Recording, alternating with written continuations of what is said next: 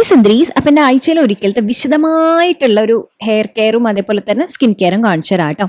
അപ്പോൾ ഫസ്റ്റ് തന്നെ സാധാരണ വെളിച്ചെണ്ണയിൽ കുറച്ച് റോസ്മേരി എസൻഷ്യൽ ഓയിൽ മിക്സ് ചെയ്തിട്ട് നന്നായിട്ട് സ്കാൽപ്പിലും അതേപോലെ തന്നെ മുടിയിലും അപ്ലൈ ചെയ്ത് കൊടുക്കും കേട്ടോ. നന്നായിട്ട് മസാജ് ചെയ്ത് കൊടുക്കും. എന്നിട്ട് മുടിയിലെ ജടയൊക്കെ നന്നായിട്ട് കളയും. അതിനുശേഷം മുടി ഒന്ന് കെട്ടി വെക്കുക.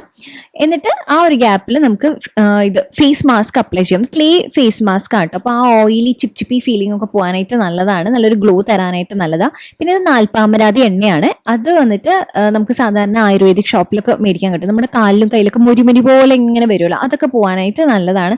ടാൻ കുറച്ചൊക്കെ കുറയും. എൻ്റെ അധികം അറിയിട്ടില്ല ടാനൊന്നും, പക്ഷെ എന്നാലും ആ മുരിമുരി പോകാൻ നല്ലതാണ്. പിന്നെ ഐബ്രോസ് ഒക്കെ ഒന്ന് പ്ലക്ക് ചെയ്ത് റെഡിയാക്കി എടുക്കും. പിന്നെ ജോജോബ ഓയിൽ ഉണ്ടല്ലോ, അതെടുത്തിട്ട് നഖത്തിലൊക്കെ ഒന്ന് അപ്ലൈ ചെയ്ത് കൊടുക്കും. ഒരു അരമണിക്കൂർ വിശദമായി റീല് കണ്ടതിന് ശേഷമാണ് ഞാൻ പിന്നീട് കുളിക്കാം. ഷാംപൂ, കണ്ടീഷണർ, പിന്നെ ഫേസ് വാഷ്, ബോഡി വാഷ് ഒക്കെ യൂസ് ചെയ്യും. ഇതെല്ലാം ഒരു 500 രൂപേനെക്കാളും താഴെയായിട്ടുള്ള അടിപൊളി പ്രോഡക്ട്സ് ആണ്. ഞാൻ പ്രോഡക്ട്സ് ഒക്കെ ഇവിടെ ടാഗ് ചെയ്യാം കേട്ടോ, ചെക്ക് ചെയ്ത് നോക്കൂ.